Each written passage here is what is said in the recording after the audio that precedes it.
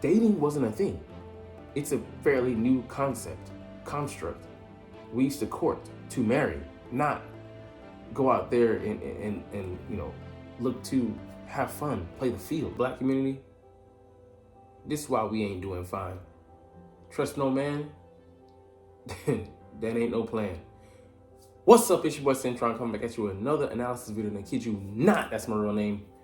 We're gonna get into a highly held mantra that you will hear ad nauseum in some places, definitely in our community, and it's just how dumb it is to have this approach.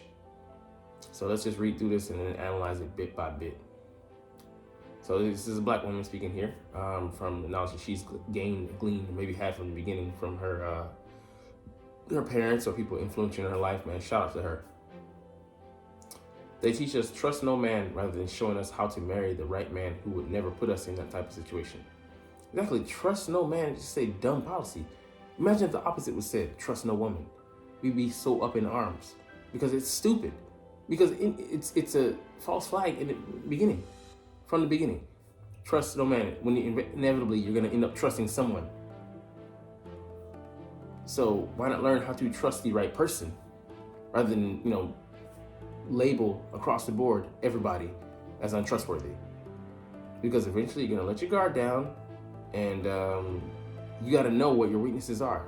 Most people don't even know what they're liable, to fall for, which sets you up for the okie doke.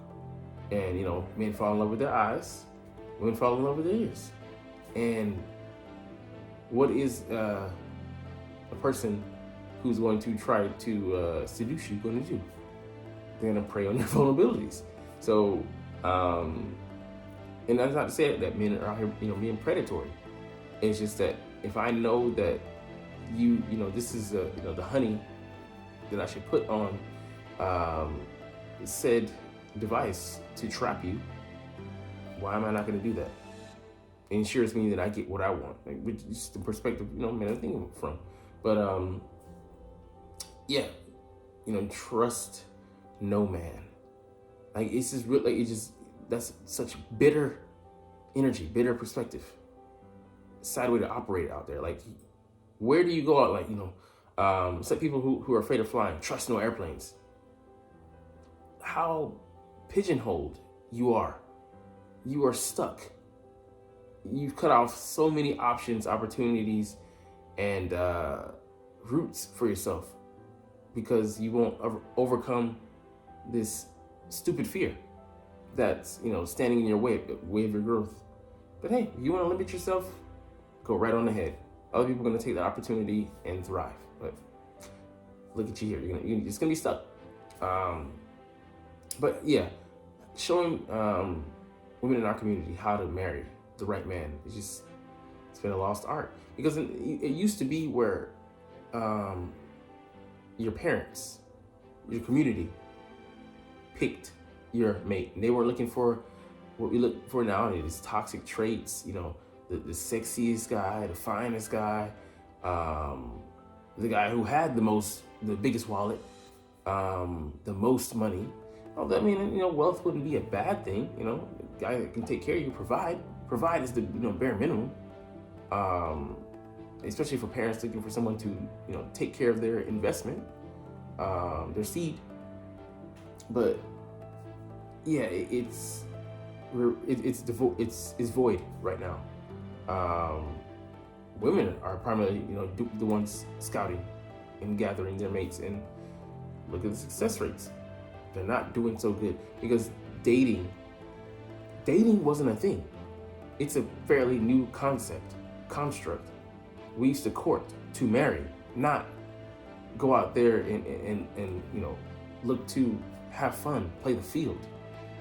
This is, in some ways, compared to our older culture, society, it's an abomination the way we're looking at things. Never meant to operate in this. It's short-term, temporary relationships when they're meant to be lifetime, which skews and distorts, twists the overall, the entire spirit. the environment, the outlooks, perspectives, all those things shift to compensate, both to compensate and to to adjust to a new reality. So it's just fucked, to put it in layman's terms, just fucked. Because we're going against our nature in a lot of ways. So I mean, like it's I love what she says. Like, the right man would never put you in this type of situation, but you have to know who is the right man, what you should be looking for, what are green flags, and don't ignore like the red flags. I mean, people want to play with fire, thinking that they can change somebody, and then they end up in a situation where they're like, how did I get here? You put yourself there. Don't be unaccountable, and then don't add on to that being unaccountable and like it's their fault. Well, if it's their fault and it's their fault and it's their fault and it's their fault, who's the common denominator in all those relationships? Who's doing the choosing? So that's why people, like traditionally speaking, people used to have people chosen for them. Things would work out well because they weren't looking through the same rose-tinted glasses you were looking at, and looking for what you were looking for. They're looking for a suitable mate, suitable husband, not the guy with the biggest D, the biggest bank account, the most possessions, the most swag. These things that are in the grand scheme of things don't really matter, and actually negatively impact the long-term prospects for a relationship. So I mean, gotta get these evaluated because they're very bad at evaluating what you need versus what you want. It's like going shopping hungry. You end up with a longer list when you never intended to buy most of that shit. Please don't project your insecurities and unhealthy perceptions of men onto your daughters and other young girls simply because of the men you chose. So yeah, exactly. And then you got people in the older generation speaking from a bitter perspective. Instead of telling them to do better, they give them this bad advice. It's funny, like they're in their 30s, 40s, and 50s, and they're in the same hunting ground looking for the same men that they're telling the younger women to stay away from. Why? Because you're competing. It's a limited pool, and unfortunately, hurt people. People who've experienced trauma often tell their story from that perspective, and their unhealthy perceptions of men, the men that they've allowed to scar them, they've allowed to treat them poorly, they've allowed to come into their life and take advantage of them, and we transferred over to these women who didn't go through this, but because of the trauma dump, they're gonna have their wall up for guys that they should be looking for. Guys that can't penetrate that wall because they've been scarred secondhand by the experiences they've been told, and they're taking this from someone who they think is telling them this information in their best interest, having their best interest in mind, when it's really just because they've been hurt and they're projecting. Like, yeah, it's sad that we don't have a lot of good leadership and guidance. And that's why it's so important for women, children, just in general, to have their fathers in their lives to give them the straight, give them the real. But we don't. I mean, like, yeah, we're lacking so many things in this community, and yeah, comes from a history of bad choices, bad choosing, and yeah, the insecurities that shouldn't have a basis in it should be able to be filtered out, but we're so matriarchal, woman led in our community, not a lot of strong males, because a lot of women are raising these guys, and then we're overly emotional. We're prone to act out in violence. Don't really make the best decisions. We have to be the leaders of the household when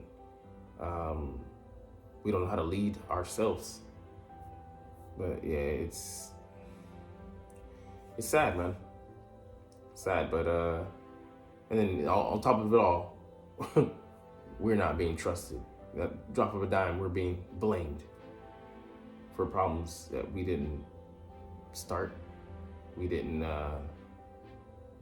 We weren't the genesis of, but we're dealing with the consequences.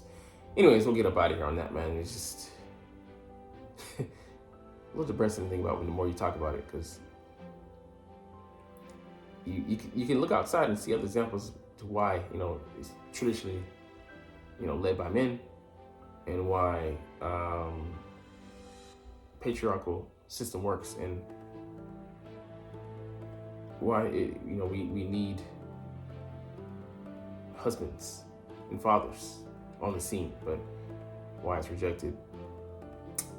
Keep us weak, and the more we try to fight it, the worse off we are. But anyways, like I said, we're gonna chunk these deuces, but just some food for thought. Like, comment, share, and